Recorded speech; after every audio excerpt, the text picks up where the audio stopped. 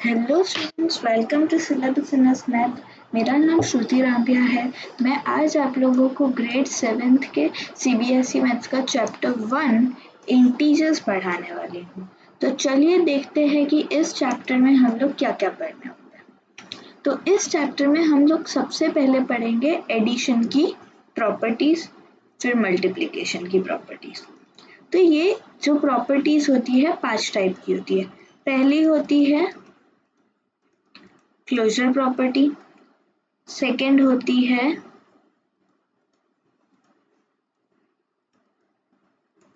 Commutative property, third होती है associative property, fourth होती है आइडेंटिटी प्रॉपर्टी और फिफ्थ होती है इनवर्स प्रॉपर्टी। तो हम एक एक करके ये सारी प्रॉपर्टीज पढ़ेंगे और देखेंगे कि ये सारी प्रॉपर्टीज एडिशन और मल्टीप्लिकेशन के लिए सेटिस्फाई होती है या नहीं होती है। फिर एक ऐसी प्रॉपर्टी होती है जो सिर्फ और सिर्फ मल्टीप्लिकेशन के लिए होती है और वो है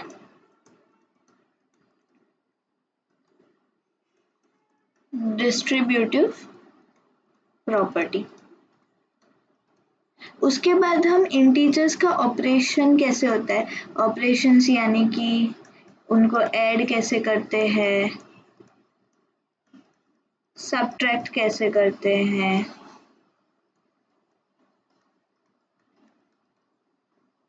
मल्टीप्लाई कैसे करते हैं और डिवाइड कैसे करते हैं। ठीक है, तो चलिए सबसे पहले हम पढ़ते हैं एडिशन की फर्स्ट प्रॉपर्टी, वो है क्लोजर प्रॉपर्टी। अभी क्लोजर प्रॉपर्टी क्या कहती है कि अगर a और b इंटीजर्स हैं तो a और b का समेशन यानी कि a प्लस b भी इंटीजर ही होना चाहिए। तो इसको चेक करने के लिए हमको यहाँ पे एक एग्जांपल दिया है, a इज इक्वल टू 2 और b इज इक्वल टू 5।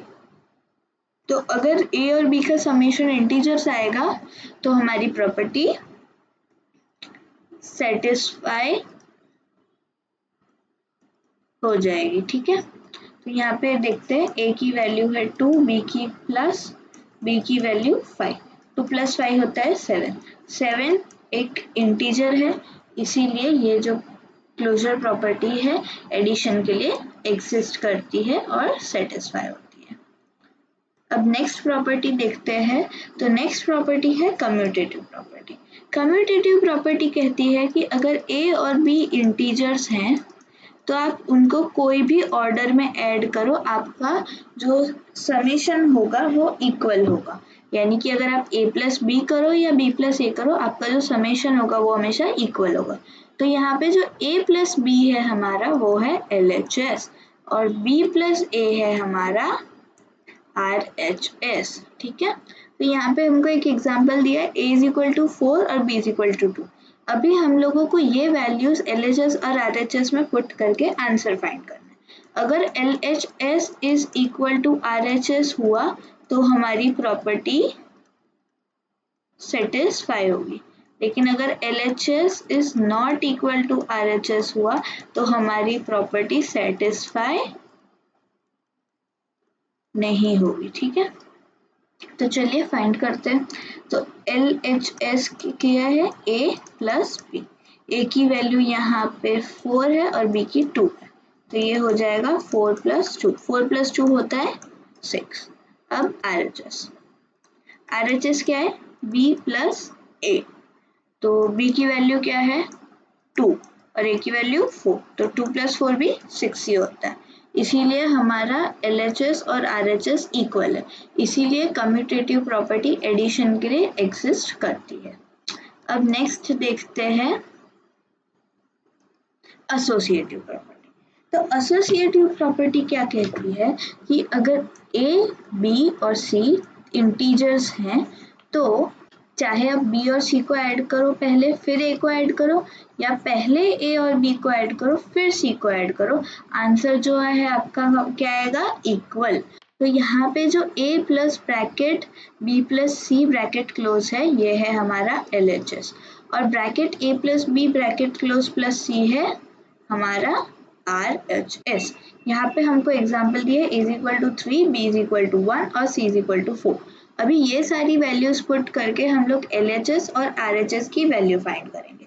अगर LHS is equal to RHS होता है तो हमारी प्रॉपर्टी हो जाएगी सेटिस्फाई, लेकिन अगर LHS is not equal to RHS होता है तो हमारी प्रॉपर्टी सेटिस्फाई नहीं होगी। ठीक है, तो चलिए ट्राई करते हैं।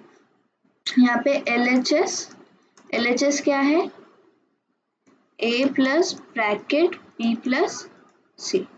तो a की वैल्यू है 3 प्लस b की value 1 plus c, 1 plus 4 bracket में, तो ब्रैकेट हमेशा पहले सॉल्व करेंगे, तो 3 प्लस 1 प्लस 4 हो जाएगा 5, तो 3 प्लस 5 हो गया 8। अभी RHS क्या है, bracket a plus b bracket close plus c। तो ब्रैकेट a की वैल्यू 3, b की value 1 bracket close plus c की वैल्यू 4। 3 प्लस 1 हो जाएगा 4 और 4 प्लस 4 होता है 8। तो यहाँ पे हमारा LHS और RHS इक्वल है, इसीलिए एसोसिएटिव प्रॉपर्टी एडिशन के लिए एग्जिस्ट करती है। अब हम देखते हैं नेक्स्ट प्रॉपर्टी जो कि है आइडेंटिटी प्रॉपर्टी। अब बच्चों ये जो आइडेंटिटी प्रॉपर्टी है ना, इसमें लोग काफी ज्यादा कंफ्यूज हो जाते हैं, तो ध्यान से सुनो। अब आइडेंटिटी प्रॉपर्टी क्या है कि भाई एक इंटीजर है a, अभी मुझे एक दूसरा इंटीजर चाहिए जिसको मैं a से ऐड करूं, तो हमारा जो आंसर है वो क्या आएगा, a। अरे भाई ऐसे कैसे हो गया, a को किसी भी इंटीजर से ऐड करो और आंसर यही है। हाँ, आप लोग करेक्ट सोच रहे हो। अगर मुझे किसी इंटीजर a को किसी से ऐड करना है और आंसर मुझे a ही मिले, तो मैं यूज करूंगी 0। तो इसीलिए हम 0 को बोलते हैं एडिटिव आइडेंटिटी, यानी कि एडिशन की आइडेंटिटी। ठीक है, अभी यहाँ पे हमको एक एग्जांपल दिया है, हमको इसे चेक करना है। तो हमारे यहाँ पे a प्लस 0 है, ये है हमारा LHS, और 0 प्लस a है हमारा RHS। अभी जो LHS और RHS की वैल्यू है ना, वो आनी चाहिए a। तो चलो ट्राई करते हैं। LHS is equal to a plus 0, a plus 0, a की value 6 plus 0 6, RHS 0 plus a, 0 की 0, a की वैल्यू 6, 0 प्लस 6 6। तो दोनों LHS और RHS का आंसर क्या है, a है, इसीलिए हमारा जो 0 है वो एडिटिव आइडेंटिटी है, ये हमने प्रूफ किया। ठीक है, अब बच्चों एकदम ध्यान से देखना, अब है इनवर्स प्रॉपर्टी। कई बच्चे हैं ना आइडेंटिटी और इनवर्स प्रॉपर्टी में बहुत कंफ्यूज हो जाते हैं। तो इनवर्स प्रॉपर्टी क्या कहती है कि अगर a एक इंटीजर है, तो एक ऐसा इंटीजर जिसको मैं a से ऐड करूं तो मुझे आंसर 0 मिले, यानी कि क्या मिलना चाहिए आंसर, मुझे एडिटिव आइडेंटिटी आंसर मिलना चाहिए। ठीक है, तो अभी ऐसा कोई इंटीजर जिसको मैं a से ऐड करूं और मुझे आंसर 0 यानी कि एडिटिव आइडेंटिटी मिले, तो वो कौन सा इंटीजर है, वो है -a। ठीक है, तो अभी -a है, वो हमारा एक ऐसा इंटीजर जिसको मैं अगर 0 से a से ऐड करूं तो मुझे आंसर 0 मिले। चलिए चेक करते हैं। यहाँ पे हमको पहले से दिया है a इज इक्वल टू 4, तो यहाँ पे a प्लस माइनस a जो है हमारा, वो है हमारा LHS, और -a प्लस a है RHS। दोनों LHS और RHS की वैल्यू क्या आनी चाहिए, 0। चलिए ट्राई करते हैं। LHS is equal to a plus minus a यानी कि 4 प्लस, फिर ब्रैकेट में माइनस a की वैल्यू 4 -4, तो प्लस माइनस हो जाएगा 4 - 4 इज इक्वल टू 0। अभी RHS क्या है, -a प्लस ए, माइनस ए यानी कि क्या, -4 + 4। अभी फिर -4 और +4 है तो क्या हो जाएगा 0। तो दोनों LHS और RHS की वैल्यू क्या आई 0, एडिटिव आइडेंटिटी आ गई, इसीलिए इनवर्स प्रॉपर्टी एडिशन के लिए एग्जिस्ट करती है। अब हम पढ़ेंगे मल्टीप्लिकेशन के लिए सारी प्रॉपर्टीज। तो सबसे पहली प्रॉपर्टी है क्लोजर प्रॉपर्टी। तो क्लोजर प्रॉपर्टी क्या कहती है कि अगर a और b इंटीजर्स है तो उनका प्रोडक्ट यानी कि a इंटू बी भी इंटीजर ही होना चाहिए। ठीक है, तो यहाँ पे हमको एक एग्जांपल दिया है a = 2 और b = 5। अगर a और b का प्रोडक्ट जो है वो इंटीजर में बिलोंग करेगा तो हमारी प्रॉपर्टी हो जाएगी सेटिस्फाई।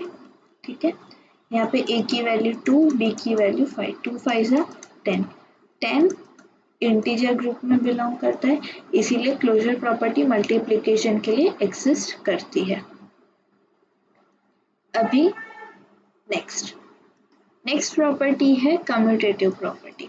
कम्यूटेटिव प्रॉपर्टी कहती है कि अगर a और b इंटीजर्स हैं तो a और b को किसी भी ऑर्डर में मल्टीप्लाई करो आंसर सेम आएगा, यानी कि a इंटू बी करो या b इंटू a। तो यहाँ पे हमारा a इंटू बी है LHS और b इंटू a है RHS। ठीक है, तो अगर हमारा LHS और RHS की वैल्यू सेम आती है यानी कि LHS is equal to RHS होती है तो हमारी प्रॉपर्टी होगी सेटिस्फाई।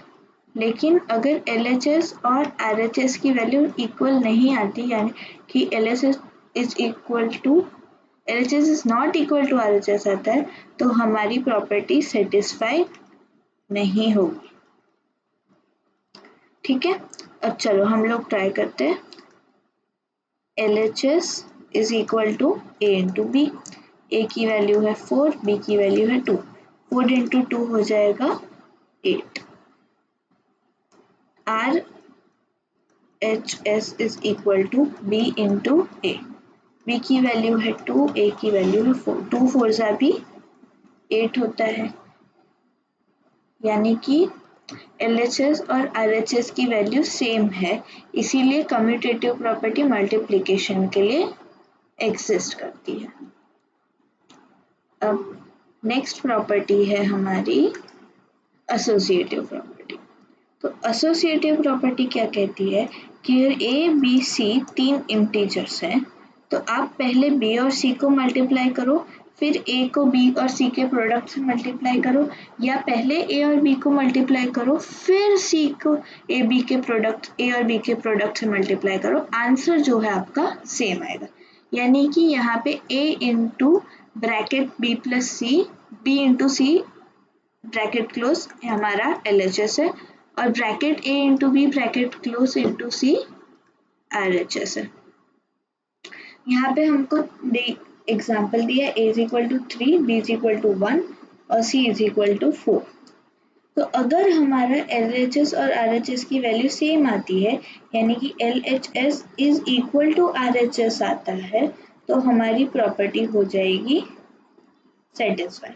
लेकिन अगर LHS is not equal to RHS आएगा तो हमारी प्रॉपर्टी सेटिस्फाई नहीं होगी। ठीक है, तो पहले हम लोग ट्राई करते हैं।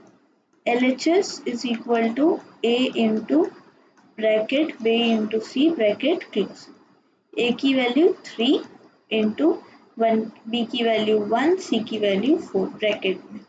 तो ब्रैकेट में जो है वो उसे पहले सॉल्व करेंगे तो 1 इंटू 4 हो जाएगा 4, 3 4 12। RHS है a इंटू बी ब्रैकेट में फिर इंटू c, a की वैल्यू है 3, b की वैल्यू है 1, c की वैल्यू है 4। तो पहले ब्रैकेट को सॉल्व करेंगे, 3 इंटू 1 हो जाएगा 3 और इंटू 4, 3 4 भी 12 होता है। तो हमारा LHS और RHS इक्वल है, इसीलिए एसोसिएटिव प्रॉपर्टी मल्टीप्लिकेशन के लिए एग्जिस्ट करती है। ठीक है, अब हम बढ़ेंगे नेक्स्ट प्रॉपर्टी पे, जो कि है डिस्ट्रीब्यूटिव प्रॉपर्टी। अभी डिस्ट्रीब्यूटिव प्रॉपर्टी के दो पार्ट्स हैं, ओवर एडिशन और ओवर सब्ट्रैक्शन। तो पहले हम लोग पढ़ेंगे ओवर एडिशन। तो ओवर एडिशन क्या है कि अभी ए बी सी तीन इंटीजर्स है, अभी मुझे ए को बी और सी के समेशन यानी बी प्लस सी से मल्टीप्लाई करना है।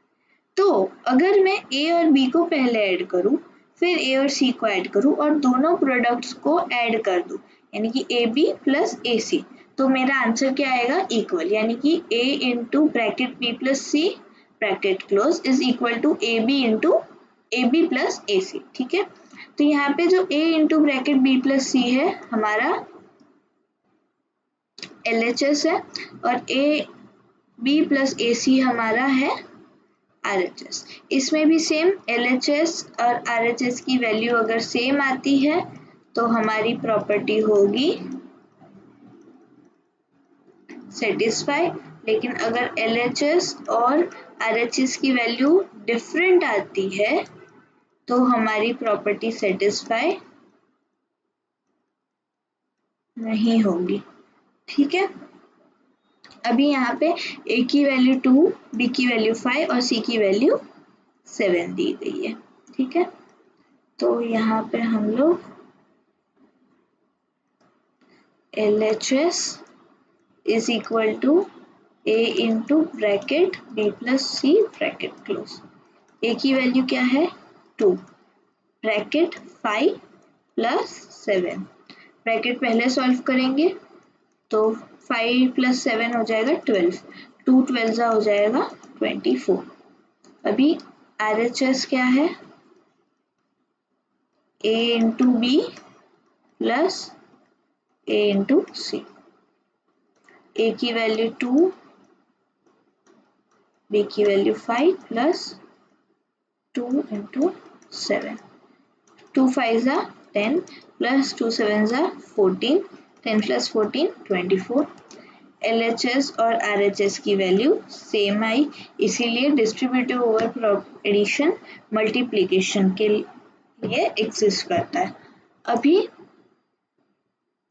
नेक्स्ट है डिस्ट्रीब्यूटिव प्रॉपर्टी ओवर सब्ट्रैक्शन। अभी डिस्ट्रीब्यूटिव प्रॉपर्टी ओवर सब्ट्रैक्शन क्या है, सेम है, बस एडिशन की जगह सब्ट्रैक्शन है, यानी कि ए बी सी तीन इंटीजर्स हैं। अभी मुझे a को b और c के डिफरेंस यानी b माइनस c से मल्टीप्लाई करना है। तो अगर मुझे इससे a को b और c के डिफरेंस से मल्टीप्लाई करना है तो वो किसके इक्वल होगा, a into b minus a into c.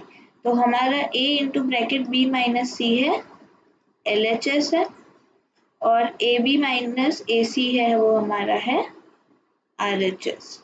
तो इसकी वैल्यू फाइंड करेंगे, अगर सेम यहाँ पे LHS is equal to RHS होता है तो हमारी प्रॉपर्टी सेटिस्फाई होगी, लेकिन अगर LHS is not equal to RHS होता है तो हमारी प्रॉपर्टी सेटिस्फाई नहीं होगी। ठीक है, अभी यहाँ पे देखो एग्जाम्पल है a is equal to 2, b is equal to 7 और c इज इक्वल टू 5। तो चलिए हम लोग देखते हैं कि LHS और RHS की वैल्यू सेम आती है या नहीं। तो यहाँ पे LHS is equal to a into bracket b minus c. a की वैल्यू है 2 इंटू b की वैल्यू है 7 माइनस 5। ठीक है, तो 2 इंटू 7 माइनस 5 क्या होगा 2, तो 2 2 जा 4। अभी RHS is equal to a b minus a c, यानी कि 2 इंटू 7 माइनस 2 इंटू 5, 2 7 जा 14, 2 5 जा 10, तो 14 माइनस 10 हो जाएगा 4। इसीलिए हमारी LHS और RHS की वैल्यू इक्वल है, इसीलिए distributive property over subtraction exist करती है।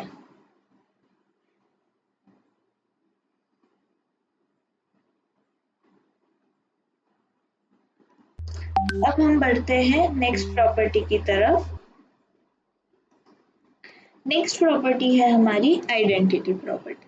तो आइडेंटिटी प्रॉपर्टी मल्टीप्लिकेशन के लिए है, वो सेम एडिशन के लिए है, लेकिन यहाँ पे एडिशन की जगह मल्टीप्लिकेशन है। ठीक है, तो अगर a एक इंटीजर है तो कोई एक ऐसा इंटीजर जिसको मैं a से मल्टीप्लाई करूँ तो आंसर a है। हाँ, अब लोग करेक्ट सोच रहे हो, ऐसा एक ही इंटीजर है जिसको मैं अगर a से मल्टीप्लाई करूंगी तो आंसर a आएगा। हाँ, वो 1 ही है, इसीलिए हम लोग 1 को क्या बोलते हैं, मल्टीप्लिकेटिव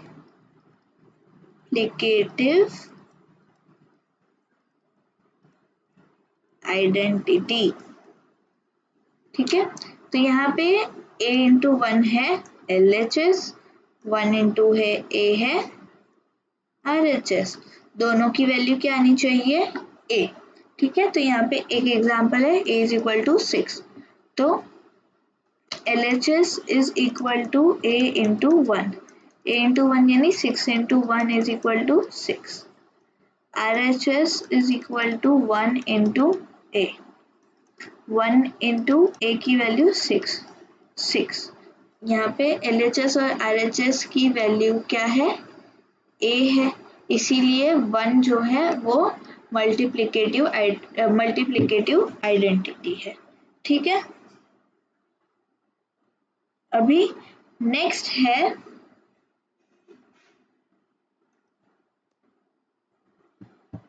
इनवर्स प्रॉपर्टी। अभी इनवर्स प्रॉपर्टी क्या है कि अगर a एक इंटीजर है, ठीक है, तो एक ऐसा इंटीजर जिसको मैं a से मल्टीप्लाई करूं तो मेरा आंसर मल्टीप्लिकेटिव आइडेंटिटी है, यानी कि 1 है। तो भाई ऐसा एक इंटीजर तो नहीं है, लेकिन एक ऐसा नंबर है, तो वो नंबर कौन सा है, वो नंबर है 1 अपॉन ए। अगर मैं 1 अपॉन ए को a से मल्टीप्लाई करूंगी तो मेरा आंसर जो है मल्टीप्लिकेटिव आइडेंटिटी यानी कि 1 तो आ जाएगा, लेकिन प्रॉब्लम क्या है कि 1 अपॉन ए इंटीजर में एग्जिस्ट नहीं करता। 1 अपॉन ए जो है वो रैशनल नंबर्स में बिलोंग करता है, वो इंटीजर्स में बिलोंग नहीं करता है। हम लोग रैशनल नंबर इस ग्रेड में पढ़ेंगे आगे के चैप्टर्स में, लेकिन अभी के लिए 1 अपॉन ए जो है वो इंटीजर्स में नहीं आएगा। तो अगर 1 अपॉन ए इंटीजर्स में नहीं आएगा तो वो इनवर्स प्रॉपर्टी सेटिस्फाई नहीं करेगा, इसीलिए इनवर्स प्रॉपर्टी जो है वो मल्टीप्लिकेशन के लिए एग्जिस्ट नहीं करती। अब हम एक छोटा सा रिव्यू कर लेते हैं सारी प्रॉपर्टीज जो हमने पढ़ी है। तो यहाँ पे मैंने लिस्ट आउट कर दिया है कि कौन सी प्रॉपर्टी एडिशन और मल्टीप्लिकेशन के लिए एग्जिस्ट करती है और कौन सी नहीं करती है। तो जो क्लोजर प्रॉपर्टी है वो एडिशन और मल्टीप्लिकेशन दोनों के लिए एग्जिस्ट करती है। कम्यूटेटिव प्रॉपर्टी भी एडिशन और मल्टीप्लिकेशन दोनों के लिए एग्जिस्ट करती है। एसोसिएटिव प्रॉपर्टी भी एडिशन और मल्टीप्लिकेशन दोनों के लिए एग्जिस्ट करती है। आइडेंटिटी प्रॉपर्टी भी मल्टीप्लिकेशन और एडिशन दोनों के लिए एग्जिस्ट करती है, लेकिन जो इनवर्स प्रॉपर्टी है वो सिर्फ और सिर्फ एडिशन के लिए एग्जिस्ट करती है, मल्टीप्लिकेशन के लिए नहीं करती है। ठीक है, अब हम देखेंगे कि हम ये सारे ऑपरेशंस है, यानी कि एडिशन, सब्ट्रैक्शन, मल्टीप्लिकेशन और डिवीजन कैसे करेंगे इंटीजर्स का। ठीक है,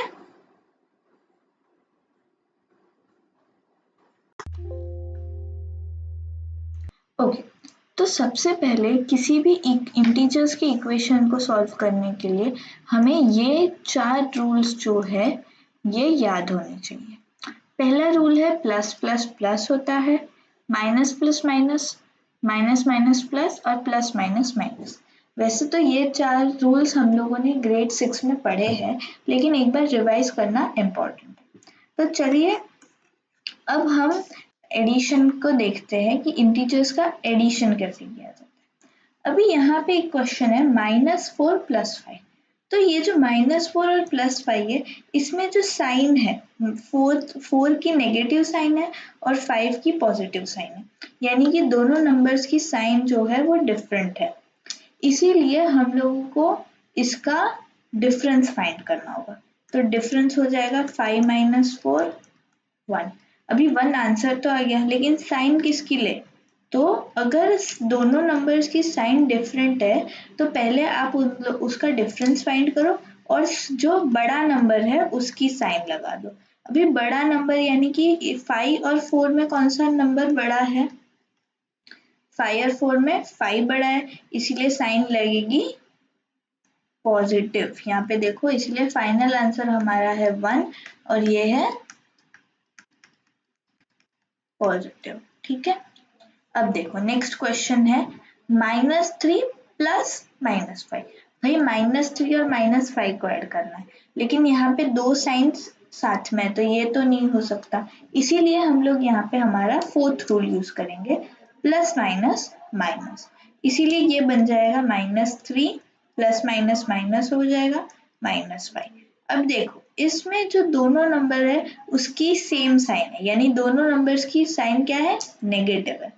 इसीलिए हम इसका सम फाइंड करेंगे और जो साइन रहेगी वो इन दोनों नंबर्स की ही रहेगी, यानी कि 3 + 5 हो जाएगा 8। लेकिन जो साइन रहेगी वो किसकी रहेगी? नेगेटिव की, क्योंकि दोनों नंबर्स की साइन नेगेटिव है। ठीक है, अब हम लोग देखेंगे कि भाई इंटीजर्स का सब्ट्रैक्शन कैसे होता है। लेकिन उससे पहले यहाँ पे एक छोटा सा होमवर्क क्वेश्चन है जो आप लोगों को खुद से सॉल्व करना है। तो अब देखेंगे सब्ट्रैक्शन। तो सब्ट्रैक्शन भी सेम ही है। अब यहाँ पे एक एग्जाम्पल है -5 - -2। अभी दो साइंस कभी भी साथ में नहीं रह सकती, तो यहाँ पे सिखाया है माइनस माइनस क्या हो जाएगा? प्लस, माइनस माइनस प्लस हो जाएगा, तो ये हो जाएगा -5 + 2। अब यहाँ पे 5 और 2 की साइन क्या है?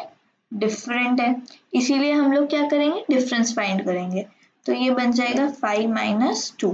5 - 2 क्या होगा? 3। अभी साइन किसकी रहेगी? तो साइन ऑफ बिगर नंबर।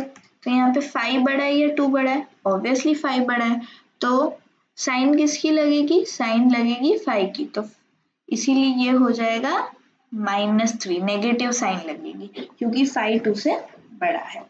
दूसरा एग्जाम्पल सॉल्व करते हैं, -8 - 5। अभी -8 और -5 इन दोनों की जो साइन है ये सेम है, दोनों की नेगेटिव साइन है। अभी अगर दोनों की नेगेटिव साइन है तो इसका हम लोग दोनों नंबर्स का एडिशन कर देंगे और साइन किसकी लगेगी? नेगेटिव की ही लगेगी। तो ये हो जाएगा 8 + 5। 8 + 5 कितना होता है? 13 होता है, साइन लगेगी नेगेटिव। आई होप सब्ट्रैक्शन सबको क्लियर है। यहाँ पे एक सब्ट्रैक्शन का भी होमवर्क क्वेश्चन है जो आप लोगों को ये वीडियो खत्म हो जाए उसके बाद आपको खुद से सॉल्व करना है, या तो आप ये वीडियो को पॉज करके सॉल्व करके आंसर कमेंट सेक्शन में भी लिख सकते हैं। अब हम देखेंगे मल्टीप्लिकेशन।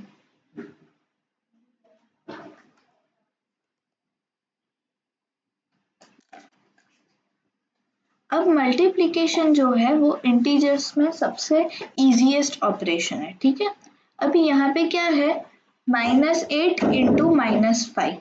तो अभी यहाँ पे हमने पहले ही पढ़ा है कि अगर माइनस इंटू माइनस होता है तो आंसर क्या बन जाता है? Positive.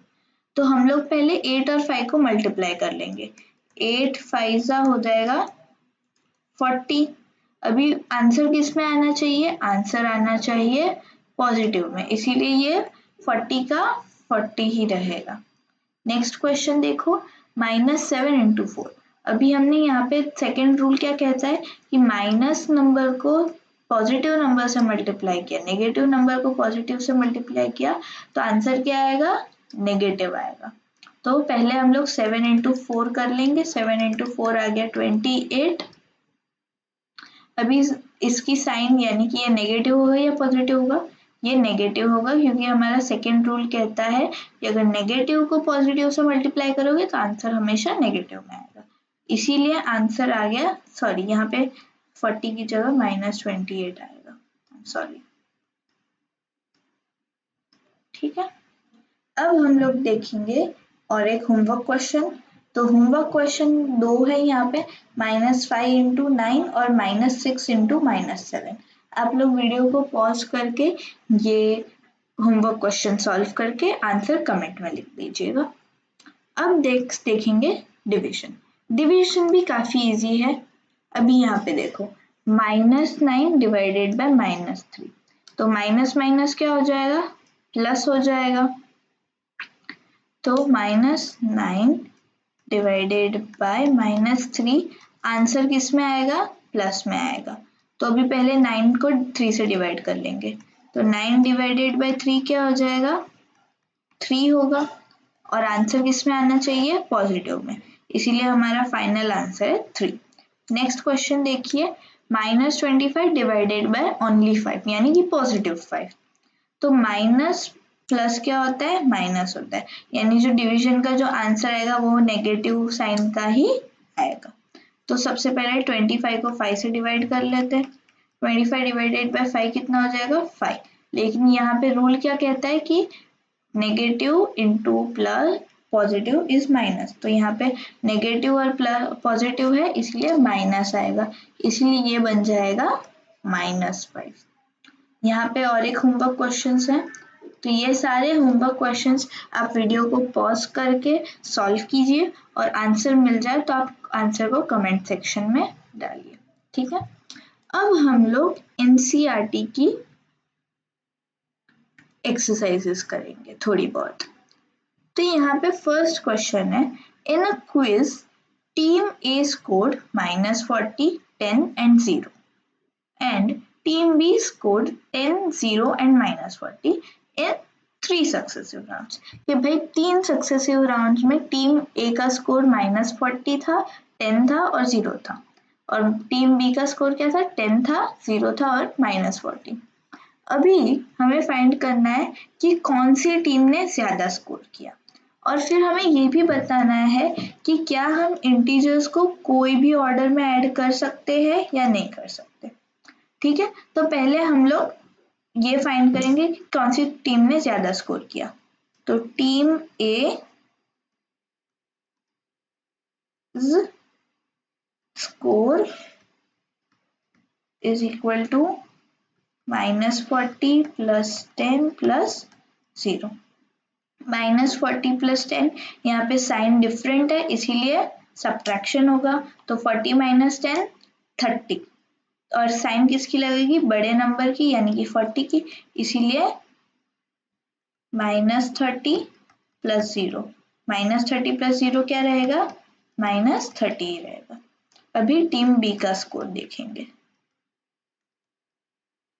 Team B score is equal to 10 + 0 + -40, plus minus क्या हो जाएगा, माइनस होगा, और 10 + 0 10 ही रहेगा, तो 10 - 40। अभी देखो इसमें 10 की साइन पॉजिटिव है और 40 की साइन नेगेटिव है, तो दोनों का सब्ट्रैक्शन होगा, तो 40 - 10 हो जाएगा 30, और साइन किसकी लगेगी, बड़े नंबर यानी कि 40 की लगेगी यानी -30। तो अभी किसी टीम ने स्कोर इक्वल किया है, दोनों टीम ने इक्वल स्कोर किया है, किसी भी टीम का स्कोर माइनस नहीं हुआ, इसलिए हम लोग आंसर में लिखेंगे, क्योंकि ये वर्ड प्रॉब्लम है तो हमको एक 1 लाइनर या 2 लाइनर सेंटेंस आंसर लिखना पड़ेगा। तो यहाँ पे लिखना है, both the teams scored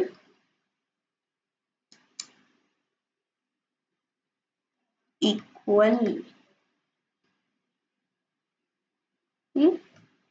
marks। ठीक है, अब क्या पूछा है यहाँ पे, can we say that we can add integers in any order. तो याद करो कौन सी प्रॉपर्टी थी, यस कम्यूटेटिव प्रॉपर्टी थी।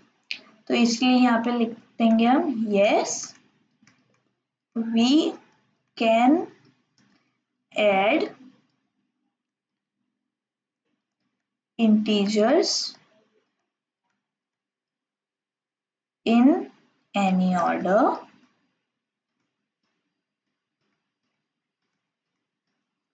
because commutative property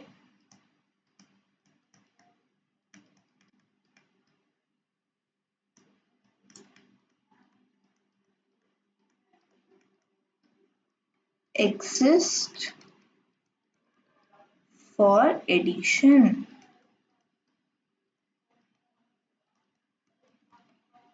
ठीक है, नेक्स्ट क्वेश्चन देखते हैं। नेक्स्ट क्वेश्चन क्या है,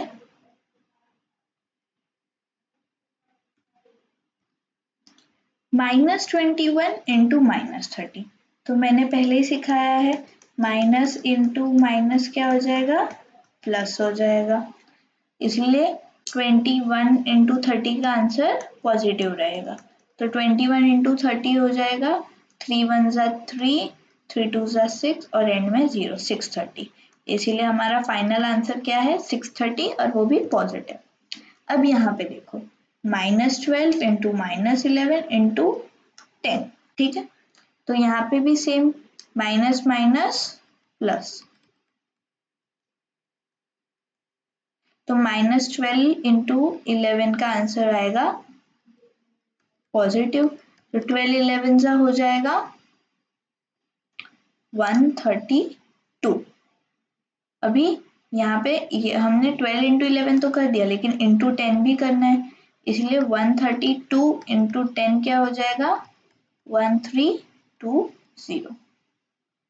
अब यहाँ पे एक दूसरा क्वेश्चन है।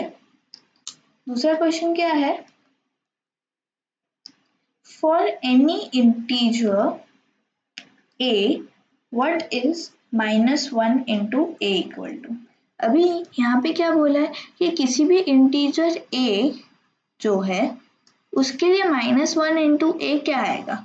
तो -1 इंटू ए क्या होता है -a। चलो हम लोग प्रूफ भी करके बताते हैं।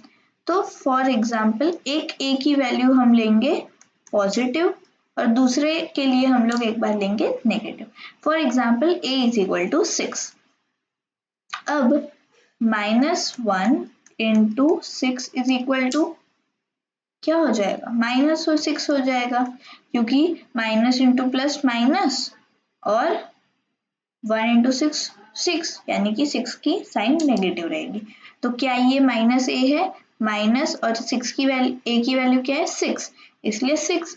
अभी for example a is equal to -6 for example, तो -1 इंटू a की वैल्यू क्या है -6 है, तो माइनस माइनस प्लस, अभी 1 इंटू 6 6, यानी कि 6 पॉजिटिव ही रहेगा। अभी आप लोग बोलोगे यार यहाँ पे तो हमने लिखा है कि माइनस से आंसर आएगा, लेकिन यहाँ पे तो 6 आंसर आ रहा है, ये माइनस से कैसे हुआ। तो देखो अगर यहाँ पे मैं लिखूँ माइनस ए की वैल्यू, यहाँ पे माइनस ए है तो मैंने माइनस लिख दिया, ए की वैल्यू क्या है -6, तो माइनस माइनस क्या होगा प्लस, यानी कि 6 ही होगा। इसीलिए हमारा जो आंसर है -1 इंटू ए, उसका आंसर हमेशा क्या आएगा -a। ठीक है, तो चलिए बच्चों, आई होप ये चैप्टर आपको अच्छे से समझ में आ गया हो। अगर आपको ये चैप्टर अच्छे से समझ में आ गया तो प्लीज़ मेरे चैनल को सब्सक्राइब करना, लाइक करना और शेयर कर देना। Thank you so much. मिलते हैं नेक्स्ट चैप्टर के वीडियो में।